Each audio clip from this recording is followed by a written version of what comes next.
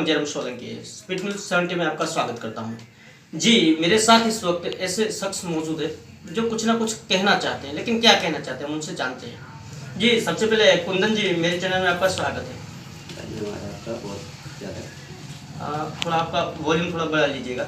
जी, आप इस प्रकार भी चुनाव चल रहे हैं और आपने कई बार कई जगह पे आप गए हो, उसके नज़र से आप इस वक्त जो चुनाव लड़ते हैं, जो यहाँ से जो भी लोग और बाकी सब जगह पे भी चुनाव होता है, तो आप चुनाव के बारे में क्या कहना चाहते हैं? वो जब सुने जाता है मैं चाहता हूँ कि जो भी चुनाव जीत कर आए वो देश की ज़्यादा सोचे, अपने घर वाली बच्चों इनकी नहीं, देश की सबसे ज़्यादा सोचेगा तो देश आगे बढ़ेगा, तो हर कोई आगे बढ़ेगा।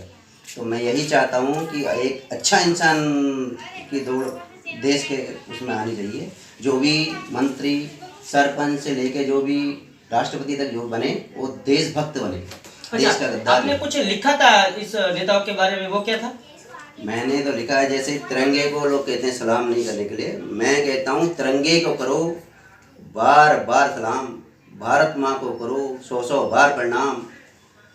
कम से कम भगवान जी ऐसी बुद्धि तो दे देना मेरे भारतवासियों को, देश के आ सके काम, देश के आ सके काम। और दूसरी बात अगर बोला जाए तो नेताओं के बारे में कुछ लिखा था, नेताओं के बारे में क्या कहेंगे आप? नेता ज़्यादातर नेता पहले से ही, देखो मेरी बात सुनो, मैं ये कहना चाहता हूँ कि आज़ादी से पहले भी लोगों ने अंग्रेज़ों के तलवे चाटे हैं और आज भी वो आज़ादी मिलने के बाद वो सिर्फ अपना घर बनना चाहते हैं। तो देश को ऐसा इंसान की ज़रूरत है जो सबका सोचे, अपना नहीं।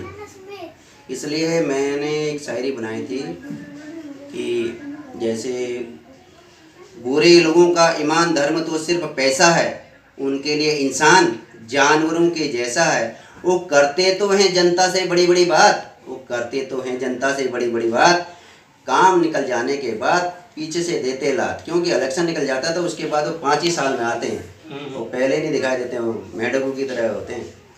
हाँ, मैं यही चाहता हूँ कि वो जिससे वोट लेते हैं, जिसके मतलब जहाँ उनका वो अपने को नेता मतलब अपने को मालिक समझे नहीं, हम अपने को नौकर समझ के चलें कि तब देश का भला होगा। उनको ये होना चाहिए कि भाई आप मेरे पहले कोई आखिर कविता पढ़ लीजिए, जो भी आपने लिखा है, शायरी जो भी है पढ़ लीजिए।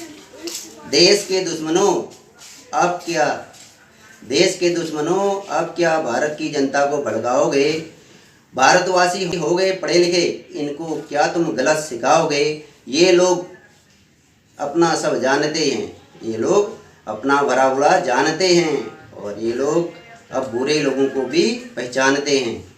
आतंकवाद को सर पर बैठाकर, जैसे हम पाकिस्तान और चाइना को बहुत मानते हैं मगर वो लोग हमको दादागिरी करते रहते हैं, हम उनको प्यार से बोलते तो भी। इसलिए आतंकवाद को सर पर बैठाकर आखिर क्या दिखाना चाहता है चाइना पाकिस्तान, आतंकवाद के सिर पे ताज पहनाकर या खुद ही मिट जाना चाहता है चाइना पाकिस्तान। क्योंकि पूरी दुनिया आतंकवाद से त्रस्त है और ये दोनों देश, पाकिस्तान तो बनाता है आतंकवादी मगर चाइना क्या है, उसको सपोर्ट करता है, पैसा देता है, हथियार देता है, वही हथियार हमारे देश में पकड़े जाते हैं चाइना के।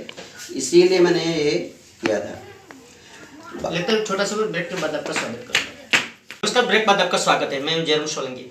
जी, अगर आपको ऐसा कोई मौका मिले आप इंडिया के माध्यम से, तो आप क्या कहना चाहते हैं? मैं सिर्फ नौकर बन के रहना चाहता हूँ। अगर मुझे मौका मिलेगा तो मैं सेवा करना चाहता हूँ।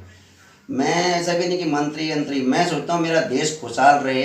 जैसे इलेक्शन में होते हैं उनमें लड़ाई झगड़ा लूट मार होता है, पैसा बर्बाद होता है, मैं सोचता हूँ ये नहीं हो। जनता का पैसा है, जनता के काम आए, नहीं बर्बाद होना चाहिए। और जो भी मतलब अपना वो करे, प्यार से करे। जैसे अभी किसान रैली हुई थी, इन्होंने कितना मतलब पैसा बर्बाद किया, तो प्यार से ही करना चाहिए, सोच समझना चाहिए भाई ये देश में किसके काम आ रहा है, इसी के हिसाब से करना चाहिए। अच्छा, और आपने कुछ लिखा था, वो क्या है? मैंने जैसे मैं कहता हूँ, माँ होती हैं 3 मेरे यार, जो करती हैं अपने बच्चों से प्यार। पहली माँ जो जन्म देती है, दूसरी माँ जो रोजी रोटी कहलाती है जिससे पैसा आता है, तीसरी माँ मातृभूमि कहलाती है और मरने के बाद भी अपने बच्चे को अपनी गोद में सुलाती है। अब ऐसी माँ कहाँ मिलेगी? सबसे बड़ी माँ तो मैं कह रहा हूँ मातृभूमि होती है, फिर भी मातृभूमि के साथ गद्दारी करते हैं।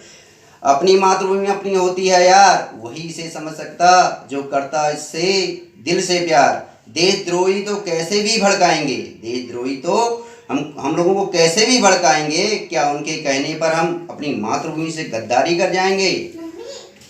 मैं यही कहना चाहता हूँ, जो ऐसे किसान हैं दूसरे हैं, उनको सोच समझ के ही सब कुछ कहना। जात पात भेदभाव से बढ़कर अपनी मातृभूमि होती है यार, वही इसे समझ सकता जो करता इसको दिल से प्यार। अभी हम कहेंगे जात पात में हिंदू हूँ, मुस्लिम हूँ, मैं ये हूँ, मैं क्षत्रिय हूँ, मैं जाड़ेजा हूँ, ऐसे नहीं चलेगा। हमको सिर्फ एक हिंदुस्तानी हूँ और हिंदुस्तान के लिए जीना है, हिंदुस्तान के लिए मरना है, यही सोचना चाहिए। वो देखो, भगवान ने सबसे बढ़कर इंसान बनाया, उन्हीं इंसानों ने भगवान को बुरा बताया। इंसान तो खुद को समझ नहीं पाता है, इंसान तो खुद को समझ नहीं पाता है, इसलिए तो वह बुरा करता जाता मेरे दाता है। नहीं तो क्या है, सही शरीर दिया है, सही सब कुछ है, तो हमको सही काम भी करना चाहिए। अभी लेते हैं छोटा सा ब्रेक। ब्रेक के बाद मैं आपका फिर एक बार स्वागत करूंगा। ब्रेक बाद आपका स्वागत है जी साहब। अगर आपको मौका मिले कि देश के लिए आप क्या बोलोगे, तो आप क्या कहना चाहोगे? मैं यही कहना चाहता हूँ, जो मुंह से जो करते बड़ी बड़ी बात, जो उनके पुरखों ने कहा वह भी न कर पाए तक आज, पर मोदी जी अभी आए हैं। अब वो अपने कामों से अपने देश में ही नहीं दुनिया में छाए हैं। कौन देशवासियों का भला कर सकता ये तुम जान लो, भला देश का किसमें है देशवासियों यह भी सही से पहचान लो। जो चला गया वो वक्त न फिर आएगा, देश की सबसे पहले ही सोचो, वरना फिर पछताएगा, वरना फिर पछताएगा। अपनी मातृभूमि अपनी होती है यार, वही इसे समझ सकता जो करता इसको दिल से प्यार। धन्यवाद।